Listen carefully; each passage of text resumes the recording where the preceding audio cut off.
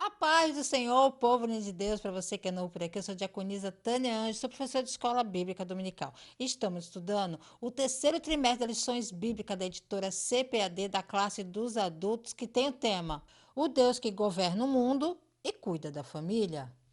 Os ensinamentos divinos nos livros de Ruth e Esther para a nossa geração. A lição de hoje é a lição 12. O banquete de Esther, denúncia e livramento.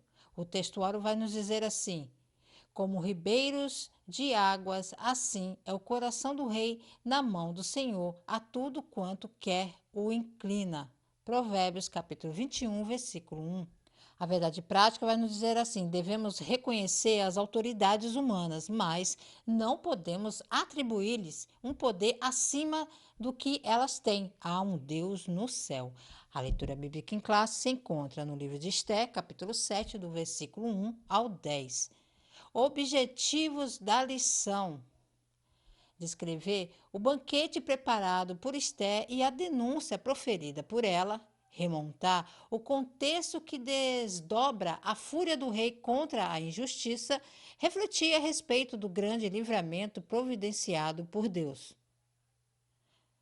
A introdução na revista nos diz assim: na lição anterior, vimos como Deus agiu para alterar todo o cenário em Suzã.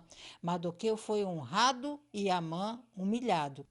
As condições agora eram outras. Até a mulher e os amigos de Amã já prenunciavam a sua derrota. Tudo será resolvido no segundo banquete oferecido por Esther. A palavra-chave é denúncia e livramento. Irmãos, não esqueçam de curtir, comentar, compartilhar pelo menos com uma pessoa que você estará ajudando a esse canal a levar o ensino da palavra de Deus, ok? E lembrando que os slides que está aparecendo aqui do lado estará disponível o link aí embaixo na descrição do vídeo, tá? Então vamos lá. Tópico primeiro: o banquete e a denúncia. Subtópico 1, a instabilidade de Amã. O dia foi terrível para Amã. Cedo saiu de casa determinado a conseguir do rei a ordem de enforcamento de Mardoqueu. Durante o dia, serviu de guia para o cavalo que transportou seu desafeto judeu pelas ruas de Suzã. Em casa, enquanto ouvia uma sentença totalmente desfavorável, chegaram os servos do rei para levá-lo apressadamente ao banquete preparado por Esté. Amã estava certamente muito perturbado. Ir a um banquete naquela circunstância deve ter sido muito desconfortável. Amã acabou de escoltar Mardoqueu pela cidade, o que foi muito humilhante para ele. E agora ele está a caminho do banquete ao qual foi convidado a comparecer. Considerando que apenas um capítulo antes ele estava se gabando de ser o único convidado para o banquete de Esté, agora ele tem medo de ter tomado a decisão errada em relação aos judeus. Ele precisa de tempo para pensar no que fazer, mas o tempo não é seu amigo. Em vez disso, a corte real veio reunir Amã para o segundo banquete de Esté. O que era motivo de orgulho e alegria esperada, agora seria um tempo sem graça, de provação e apreensão. Mas não sabemos bem o que ele está pensando aqui, certo? Tenho certeza de que antes ele estava muito animado. Mas você lembra do que os conselheiros, amigos e Zeres, a esposa, disse para ele? Disse que se Mardoqueu era de origem judaica, Amã não poderia resistir a ele e que Mardoqueu seria a ruína de Amã. Então Amã provavelmente está se perguntando o que mais pode dar errado hoje, mas ele acha que está seguro, já que Mardoqueu não estará lá nesse banquete privado. Mas ele não sabe, como nós, que Esté é parente de Mardoqueu. Subtópico 2: o banquete do vinho. O banquete para o qual Esté convidou Assuero é chamado de o banquete do vinho. O contexto é o reino da Pérsia, no qual, assim como nos demais reinos pagãos de toda a história, o uso do vinho era comum nas festas e banquetes. O Antigo Testamento é enfático quanto aos seus terríveis males. Havia expressa proibição para os sacerdotes, numa demonstração de necessidade de se fazer uma clara distinção entre o santo e o profano, conforme acentua a Bíblia de Estudo Pentecostal. A abstinência total do vinho era a condição para o voto do nazireado. Além disso, o texto veterotestamentário ressalta o belíssimo exemplo dos recabitas, que se abstiveram totalmente do vinho e foram honrados por Deus. No Novo Testamento, o ensino é não se embriagar com o vinho, mas encher-se do Espírito Santo. Devemos fugir de toda aparência do mal e nos abster totalmente de tudo que não convém aos santos. Esses banquetes eram ocasiões de grande importância e luxo, onde o vinho era servido após a refeição principal. O vinho era uma parte central das festividades, simbolizando riqueza, luxo e hospitalidade do rei. Esse banquete era mais íntimo e focado, e o vinho servido representava não apenas a celebração, mas também o momento crítico em que a trama de Amã começaria a desmoronar. O consumo do vinho no Novo Testamento tem várias conotações, tanto simbólicas quanto práticas. O vinho é mencionado em diferentes contextos, incluindo celebrações, rituais religiosos e ensinamentos morais. No Novo Testamento também contém advertências contra o consumo excessivo de vinho. Em Efésios 5,18, Paulo escreve: não se embriaguem com vinho que leva à libertinagem, mas deixem-se encher pelo Espírito. A embriaguez é repetidamente condenada, sendo vista como algo que pode levar ao comportamento irresponsável e pecaminoso. Em vez disso, os cristãos são encorajados a viver com sobriedade e moderação. Em alguns contextos, o vinho é visto como um símbolo de bênção, mas também pode ser associado a julgamento. Em Apocalipse capítulo 14, versículo 10, o vinho da ira de Deus é mencionado como uma metáfora para o julgamento divino. Assim como Assuero foi influenciado por conselhos negativos do vinho em excesso, que pode aconselhar o coração humano para longe da sabedoria e do autocontrole, levado a decisões e ações que não refletem os melhores interesses das pessoas. Um cristão deve buscar conselhos sábios e estar atento às influências que permite em sua vida. Assim como o vinho pode embriagar e distorcer o julgamento, o cristão deve evitar ser embriagado por influências negativas, mantendo-se sóbrio e focado nos ensinamentos de Cristo. Subtópico 3. Qual é a tua petição? Assuero estava mesmo determinado a saber o que inquietava a rainha a fim de atendê-la. O fato de Esté comparecer em sua presença correndo risco de morte e no primeiro banquete ter mantido suspense quanto ao que lhe afligia deve ter levado Assuero a suspeitar que algo muito grave estava acontecendo. Daí sua prontidão a novamente inquirir-lhe: qual é a tua petição, rainha Esté? Qual é o teu requerimento? Até metade do reino se fará. A essa altura, talvez o coração da rainha estivesse acelerado. Ela estava diante do rei e do algoz dos judeus e teria que ser firme em sua declaração. Esté se revelou uma mulher forte e decidida, denunciando o mal a Amã. A mulher virtuosa sabe abrir a boca com sabedoria sem perder a compostura. A mulher virtuosa é a mulher corajosa, certo? O rei e Amã estão sentados ali. Amã está olhando em volta, nervoso. Está se perguntando de onde Mardoqueu pode surgir e causar sua morte. Não diz, mas imagino que ele não esteja realmente despreocupado nesse momento. Então o rei pergunta pela terceira vez qual é o pedido de Esté. A primeira vez que ele fez essa pergunta foi quando ela se aproximou e tocou em seu cetro. No primeiro banquete de Esté, ela simplesmente atrasa a revelação de seu pedido. Agora ela está pronta para fazer o seu pedido conhecido. A sinopse do tópico primeiro diz assim: o banquete e a denúncia de Esté desmascaram a tragédia de Amã. Tópico 2: a fúria do rei contra a injustiça. Subtópico 1: a revelação do plano. Esté detalhou ao rei o que havia acontecido. O que ela queria era a preservação de sua vida e de seu povo, os judeus. Porque estamos vendidos, eu e meu povo, para nos destruírem, matarem e lançarem a perder. Esté fez ver ao rei o absurdo do plano que visava o extermínio de toda uma raça, nada comparável a uma venda como escravos ou servos, o que não era incomum na época. Se fosse isso, Esté disse que não incomodaria o rei. Ela revela que seu povo está em perigo de destruição. Ela até diz que se eles fossem simplesmente vendidos como escravos, ela nem incomodaria o rei com isso, mostrando algum respeito a ele e suas restrições de tempo e deveres. Não é uma coisa sábia perturbar o rei. Deixar um rei chateado muitas vezes custaria a vida da pessoa. Mas ela usa súplicas poderosas aqui. E observe que ela usa vendidos. A escravidão, como provou a experiência dos israelitas no Egito, pode ser difícil, mas também pode ser temporário.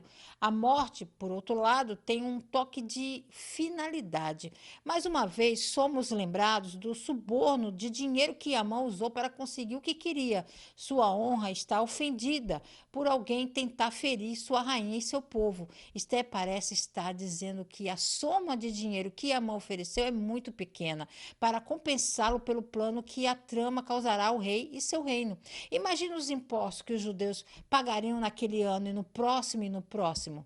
Imagine os bens que eles produziriam. Considere o fato de que eles são súditos bons, leais, que não causam problema ao rei. Pode o rei se dar ao luxo de sacrificar esses súditos leais em troca de apenas 10.000 talentos de prata? Dificilmente. Observe as habilidades diplomáticas aqui de Esther. Ela não tenta argumentar que os judeus devem ser salvos porque são boas pessoas, um argumento que pode cair em ouvidos surdos, como este rei. Em vez disso, ela argumenta que o rei será um perdedor se eles fossem mortos. Ela expressa tudo em termos de seu efeito sobre o rei. Embora possamos preferir que Esther lide com isso como uma questão de direitos humanos, Esther entende que é mais provável que o rei responda a uma linguagem que atenda aos seus interesses pessoais. Subtópico 2. Quem fez isso? A pergunta de Assuero pode parecer estranha. Não era razoável que não tivesse conhecimento da extensão do decreto assinado em seu nome. Todavia, não se pode presumir que um rei ou qualquer governante saiba em detalhes tudo o que acontece em seu palácio ou jurisdição. Às vezes, até aos pais escapam fatos próximos de seus filhos. Não era de todo irrazoável, portanto, que Assuero estivesse surpreso com a notícia trazida pela rainha. Ou, então, a surpresa deveu-se ao fato de saber que se tratava do povo da rainha, já que até então Assuero não sabia que Esté era judia. De qualquer forma, era resultado do excesso de poder concedido a Amã. Mas, conquanto tivesse concedido amplos poderes ao Agagita, o quadro agora era outro. Assuero amava Esté. Amã foi longe demais. Nas famílias ou em qualquer grupo social, a convivência legítima deve ser respeitada. Cada um deve entender seu próprio limite e não abusar de direitos ou medir força no estilo ou ele ou ela ou eu. Fazer isso é atrair o mal para si mesmo em um efeito bumerangue, como aconteceu com Amã.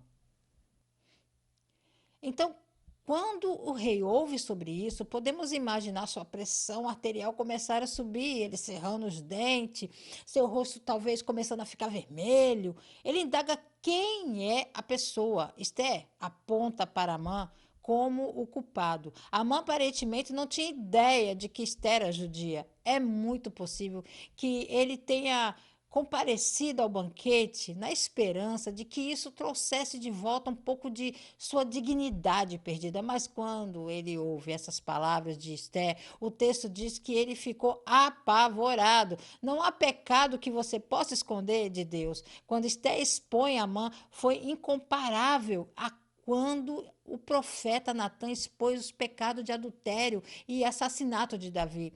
Tu és o homem. Os olhos do Senhor estão em todo lugar, vigiando o mal e o bem. Então o rei sai furioso da sala, enquanto Amã fica para implorar por sua vida a Esther. Enquanto ele está fora da sala, a mãe implora a Esther por sua vida. Ela é sua única esperança. A mãe sabe que não pode esperar a misericórdia do rei, mas talvez possa extrair um pouco de misericórdia dessa mulher. Depois de não mostrar perdão ou misericórdia a Mardoqueu, a mãe implorou a Esther que lhe mostrasse misericórdia. Visto que Amã não estava disposto a mostrar perdão ou misericórdia a Mardoqueu e aos judeus, ele não pôde recebê-lo. Jesus adverte que você deve perdoar os outros para poder receber o perdão de Deus Pai. Mas se não perdoardes também vosso Pai, que estais no céu, também não vos perdoará as vossas transgressões. Existe alguém que você precisa perdoar? Subtópico 3. A terrível reação do rei.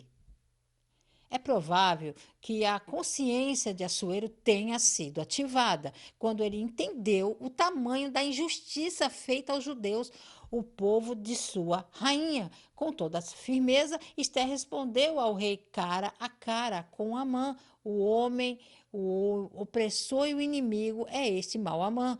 Deus nos capacita no momento certo a erguer a voz em favor dos que não podem se defender. Esther não agiu de forma temerária ou precipitada, não extingou o motim ou qualquer expediente violento confiando em sua própria força, manteve sua confiança em Deus e soube agir na hora certa, no lugar certo, da maneira certa. Assuero ficou tão furioso que se levantou do banquete e foi para o jardim do palácio. A essa altura, Amã já estava apavorado. A reação que teve foi se lançar sobre o assento de Esther, rogando-lhe misericórdia. A situação ficou ainda pior. O rei voltou do jardim e viu Amã prostrado sobre o divã da rainha e fez uma péssima interpretação da cena. Amã estaria querendo desonrar a rainha diante do próprio rei? Então, embora Esté tenha apontado para Amã, na verdade, apontou para o rei também. Isso pode ser, em parte, o motivo pelo qual o rei estava com raiva. Ele estava com raiva de si mesmo, mas também pode estar tentando pensar em uma maneira de sair dessa situação. Ele gosta de Amã. Amã é seu primeiro-ministro. Amã é o segundo em comando em toda a nação. É como se ele fosse o vice-presidente. Tenho certeza que o rei não quer matar Amã. Eles são amigos. E também há a questão da lei persa. As leis eram irreversíveis. O rei provavelmente estava se perguntando como sair dessa confusão sem matar Amã e sem matar sua esposa. Então, ele está andando de um lado para o outro no jardim, tentando pensar em tudo isso, tentando descobrir o que fazer. Ele pode punir Amã por uma conspiração que se tornou pública em nome do próprio rei? Lembre-se, era a trama de Amã, mas o rei colocou seu nome nela. Se ele condenar Amã à morte por uma conspiração que o próprio rei aprovou, ele também não terá que admitir seu próprio papel no fiasco? Bem, não sabemos quanto tempo o rei ficou lá fora, né? O dilema é resolvido para ele com uma incrível coincidência. Quando o rei retorna, ele encontra Amã caído onde Esté estava sentada. Amã é levado, embora com a cabeça coberta, para a punição. Depois de exigir que Mardoqueu se curvasse a ele, Amã curvou-se diante de Esté, no que Assuero viu como um ataque. Amã na forma típica do Oriente Próximo, provavelmente agarrou os pés de Esté e beijou-os, implorando perdão. E, em desespero, caiu sobre ela. Tal ação implicaria porque o rei interpreta Amã como se ele tivesse prestes a molestar Esté. A ironia aqui é que Amã, que exigiu que Mardoqueu se curvasse diante dele, estava aos pés da judia Esté. Nesse versículo, o caráter dos três protagonistas é revelado. Amã era um homem orgulhoso com um coração covarde. O rei foi facilmente influenciado e fraco apesar de sua aparência de poder. E Esté foi corajosa e firme. Se você é orgulhoso e cruel, suas ações também podem levar à vergonha. Amã semeou a semente do orgulho, procurando fazer com que todos se curvassem diante dele. Ele colheu vergonha e desonra. A sinopse do tópico 2 nos diz assim: com a revelação do plano, o rei ficou furioso contra a injustiça. Tópico 3: o grande livramento. Subtópico 1: a história da forca chegou ao palácio. A reação física e verbal de Assuero levou seus servos a entender que a morte de Amã estava decretada. Depois que o rei redobrou seu furor por vê-lo deitado junto à rainha, seus servos cobriram o rosto de Amã. A história da forca, preparada no dia anterior, já havia chegado ao palácio, nada fica oculto. Um dos eunucos, Arbona, sabia até o tamanho, 50 côvados de altura, cerca de 22 metros. Não se sabe por qual motivo Amã teria preparado uma forca tão alta. Seria para promover um espetáculo público? De fato, a forca que Amã construiu tem 50 côvados, 22 metros de altura, o suficiente para ser visível do palácio. Arbona, um dos servos, chama a atenção do rei para isso. Ele não sugere que o rei pendure Amã naquela forca. Ele entende que o rei precisa apenas de um pequeno empurrão nessa direção. O rei está procurando uma maneira de se livrar de Amã. Arbona precisa apenas conscientizar o rei sobre a forca e o rei pode levá-lo a partir daí. Algumas pessoas em altos cargos inspiram grande lealdade entre as pessoas pequenas que as servem, mas com mais frequência as pessoas pequenas se irritam com o domínio egoísta de seus chefes. Dado o grandioso egoísmo de Amã, podemos ter certeza de que Arbona e os outros servos do palácio ficariam felizes em vê-lo partir. Arbona menciona que Amã preparou a forca para Mardoqueu e certamente se deleita com a ironia de que o rei usará a forca para punir Amã. Assuero emite uma ordem direta, sabendo que sua ordem pode ser executada sem demora e nenhum juiz a anulará. A morte de Amã ilustra a convicção da sabedoria judaica de que aqueles que fazem o mal serão punidos pelo trabalho de suas próprias mãos. Subtópico 2: os ventos mudaram. Até aquele dia, a exceção de Mardoqueu, todos os servos de Assuero se inclinavam e se prostravam diante de Amã. Mas talvez ele não fosse tão querido assim na corte. Bastou uma oportunidade para um dos oficiais do rei ter a iniciativa de sugerir sua execução, informando Assuero da forca preparada por Amã para Mardoqueu. Em ambiente de poder, às vezes impera um certo de sistema de conveniência. Muda-se de lado com muita facilidade. Talvez Arbona até tenha feito parte do grupo de servos do rei que denunciou Mardoqueu para Amã. Agora, soube-se bem perspicaz para sugerir a forca para seu ex-superior. Ele não apenas informou ao rei que havia uma forca preparada por Amã para Mardoqueu, mas foi sutil ao dizer aquele que falara para bem do rei. A insinuação foi explícita e o rei logo acatou. Veja só, Amã, ele não queria apenas matar Mardoqueu, Vemos que desde que ele construiu a forca perto de sua casa, ele também queria testemunhar Mardoqueu empalado naquela forca, em vez de se levantar de manhã e apreciar o nascer do sol. Amã queria se levantar de manhã, tomar seu café enquanto olhava o corpo de Mardoqueu ali 22 metros de altura pendurado. E provavelmente essa crueldade ganhou muitos inimigos para Amã na corte. Abona aqui pode ser um deles. Veja a rapidez como ele fala. Ele conta ao rei sobre a forca que Amã construiu e não só isso.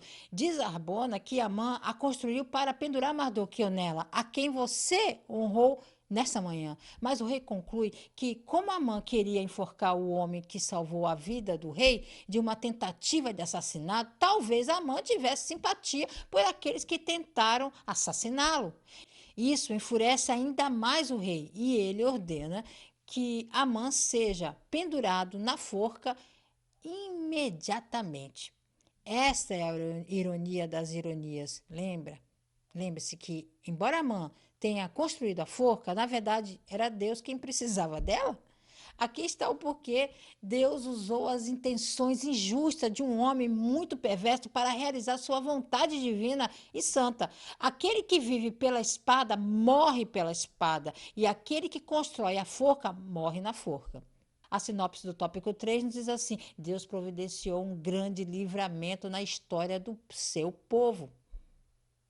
A conclusão na revista nos diz assim: Deus não tem prazer na morte do ímpio, mas que ele se converta e viva. É o espírito rebelde e costumaz do homem que o leva à perdição. Amã deu lugar ao ódio e planejou de forma implacável e cruel a morte de Mardoqueu e de todos os judeus do reino da Pérsia. Foi enforcado na própria forca que preparou. Que o Senhor guarde nosso coração de toda a maldade. Mais uma aula. Deus abençoe você, a sua casa, os seus projetos, seu ministério. Querendo o Senhor, estarei de volta aqui a mais um Resumo EBD. A paz do Senhor a todos.